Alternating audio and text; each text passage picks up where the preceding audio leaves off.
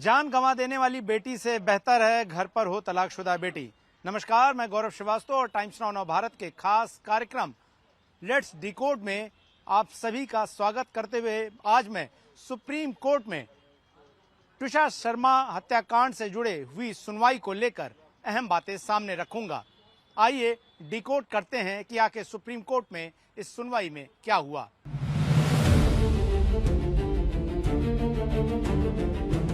पूर्व मॉडल और अभिनेत्री 33 साल की तुषार शर्मा की मृत्यु भोपाल में उनके ससुराल में हो गई, जहां एक तरफ लड़की वालों ने आरोप लगाया कि दहेज के चलते और ससुराल वालों की प्रताड़ना के चलते इस पूरे मामले में तुषार की हत्या की गई है। वहीं उसके ससुराल वालों ने कहा कि तुषार ने आत्महत्या कर ली।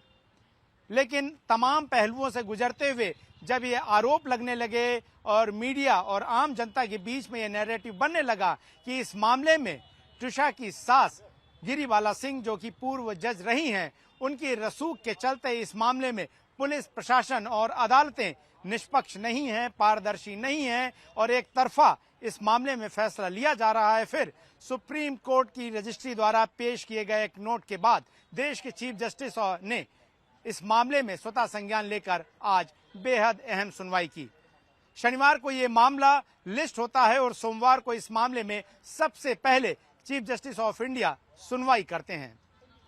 ये मामला जैसे ही शुरू होता है, चीफ जस्टिस ऑफ इंडिया कहते हैं कि इस मामले में जिस तरीके से एक छवि बन रही है कि न्यायपालिका भेदभावपूर्ण तरीके से कार्रवाई कर रही है, ये बहुत चिंता का विषय है और मुझे इस मामले में दुख है और मैं चाहता हूं कि इस मामले की जांच राज्य सरकार सीबीआई को सौंप दे ताकि इन आरोपों से दूरी बनाई जा सके। जब ये सुनवाई चल रही थी तो मध्य प्रदेश सरकार की तरफ से पेश हुए सॉलिसिटर जनरल तुषार मेहता ने एक बड़ी बात कह दी। उन्होंने वो बात कही जो आए दिन सोशल मीडिया से लेकर समाज के बीच चर्चा का विषय बनी हुई है। जिस तरीके से लड़कियां ससुराल में प्रताड़ित होती हैं और जिस तरीके से तुषार के मामले में भी ये चैट सामने आया, जहां पर तुषार ये कहती है कि माँ मेरा दम घुट रहा है, मैं यहाँ से निकलना चाहती हूँ, और अंत में उसकी मौत हो जाती है। तुषार मेहता ने कहा कि बेहतर होगा कि माता पिता ये समझें कि एक तलाकशुदा बेटी बेहतर है एक मर जाने वाली बेटी से, यानी कि जो प्रताड़ना की वजह से और मानसिक दबाव की वजह से जिंदा ही ना रहे, या तो वो आत्महत्या कर ले या फिर उसे ससुराल वाले मार डालें। इस मामले में जो सुनवाई हुई बेहद महत्वपूर्ण है। ये मामला यूं ही सुप्रीम कोर्ट नहीं पहुंचा, इसके पीछे एक अहम जानकारी हमें शनिवार को मिली जब ये मामला लिस्ट किया गया। दरअसल इस मामले का जो केस टाइटल था उसे इंग्लिश में लिखा गया था इनरी, और उसमें एक जवान लड़की यानी कि तुषार शर्मा के उसके ससुराल में हुई मृत्यु और इस मामले में हुए प्रोसीजरल डिस्क्रिपेंसी और इंस्टीट्यूशनल बायस की वजह से लिस्ट किया गया। यानी कि सुप्रीम कोर्ट के चीफ जस्टिस सूर्यकांत के सामने ये बात सामने आई कि कहीं ना कहीं पुलिस और प्रशासन इस मामले में लापरवाही कर रहा है और न्यायपालिका यानी कि निचली अदालत इस मामले में एक तरफा राहत दे रही है। और ये सवाल इसलिए उठा क्योंकि गिरिबाला सिंह 14 मई को एंटीसिपेटरी बेल लगाती हैं और 15 तारीख को ही उन्हें राहत मिल जाती है। इस मामले में पोस्टमार्टम सही तरीके से न कराने का आरोप लगा और यही वजह है कि बाद में एम्स दिल्ली के डॉक्टरों की निगरानी में भोपाल में दोबारा पोस्टमार्टम कराना पड़ा। 12 दिनों तक शव को फ्रिज में रखने के बाद तुषार का अंतिम संस्कार किया गया।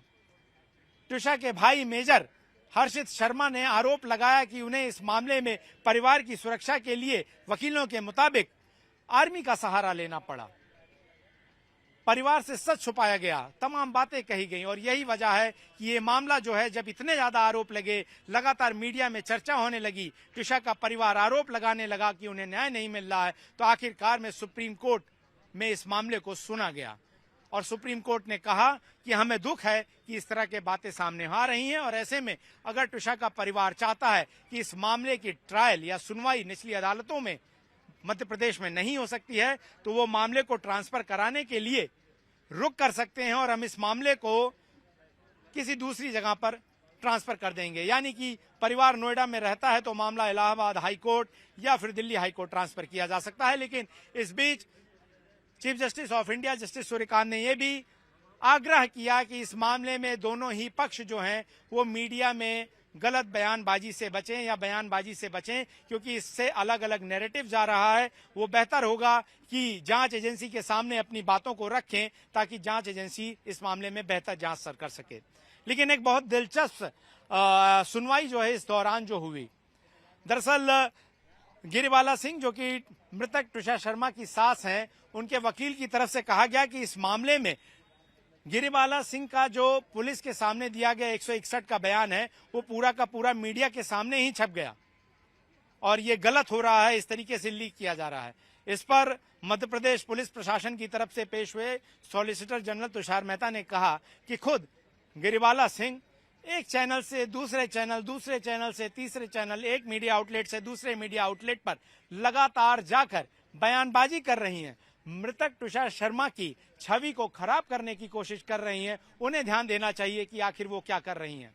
हमने जब आज तुषार शर्मा के परिवार वालों के वकील से बात की, तुषार की तरफ से सीनियर एडवोकेट और देश के जाने माने क्रिमिनल मैटर्स के वकील सीनियर एडवोकेट सिद्धार्थ लूथरा पेश हुए, एडवोकेट अनुराग श्रीवास्तव पेश हुए और यही कहा गया कि मीडिया के सामने परिवार वाले सिर्फ इसलिए गए क्योंकि इस मामले में निष्पक्षता, पारदर्शिता को शुरू से दूर रखा गया। परिवार वालों ने जितने मुद्दे मीडिया के सामने उठाए, उसके बाद मध्य प्रदेश पुलिस प्रशासन झुका। कैसे उसका पति समर्थ सिंह कई दिनों तक फरार रहा और उसको पुलिस गिरफ्तार न कर सकी और वो सीधे अदालत में पहुंच गया। कैसे गिरिबाला सिंह को एक ही दिन के अंदर एंटीसिपेटरी बेल दी गई। कैसे इस मामले में पोस्टमार्टम रिपोर्ट में हीला हवाली की गई। कैसे सीसीटीवी में सामने आया कि वो तुषार शर्मा जो सीढ़ियों से गुजरते आते जाते दिख रही थी, थोड़ी देर बाद उसके परिवार वाले उसे सीपीआर देते नजर आ रहे हैं। वो तुषार शर्मा जो उसी दिन ब्यूटी पार्लर गई थी, वो खुश थी। आखिर अचानक ऐसा क्या हुआ कि ससुराल वालों के मुताबिक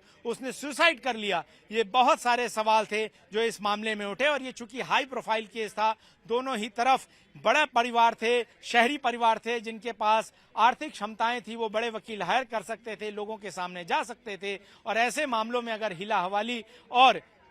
लीपापोती और कवरअप करने की कोशिश हुई है तो जाहिर तौर पर सवाल खड़े हो रहे थे और यही वजह है कि यहाँ पर उन सवालों का जवाब सुप्रीम कोर्ट ने तलाशने की कोशिश की। चीफ जस्टिस ऑफ इंडिया ने कहा कि अभी तक जो जांच हुई है वो आगे हो, लेकिन हम चाहेंगे कि मध्य प्रदेश पुलिस सरकार जो है वो इस मामले को सीबीआई को सौंप दे और सीबीआई इस मामले में निष्पक्ष जांच करे। और हमें दुख है, हमें सहानुभूति है तुषार के परिवार वालों के साथ, तुषार के साथ कि एक जवान लड़की ने जिसका अपना करियर था, जो कि अपने करियर में आगे कर सकती थी, जो प्रतिभाशाली लड़की थी, उसके साथ इतना गलत हुआ और उसकी जान इतने दुर्भाग्यपूर्ण तरीके से चली गई। तो कुल मिलाकर अगर देखें तो सुप्रीम कोर्ट में जो आज सुनवाई तुषार शर्मा के मौत के मामले में हुई वो बेहद अहम है, जहां पर न्यायपालिका, निचली अदालतों पर उठ रहे सवाल, निष्पक्षता को लेकर उठ रहे सवाल, मध्य प्रदेश पुलिस प्रशासन की कार्रवाई को लेकर उठ रहे सवाल और तमाम हिला हवाली और सरकारी कवरअप यानी कि लीपापोती की वजह से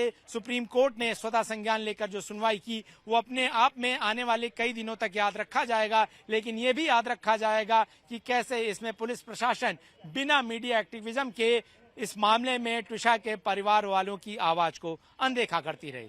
तो फिलहाल तुषार शर्मा हत्याकांड के मामले में सुप्रीम कोर्ट से अहम सुनवाई के बारे में हमने आपको तमाम जानकारियां दी। अगले शो में, अगले अंक में फिर किसी नई जानकारी, फिर किसी नई खबर के साथ मैं फिर हाजिर होऊंगा। तब तक के लिए मेरे साथी हरीश भट्ट के साथ गौरव श्रीवास्तव को दीजिए इजाजत।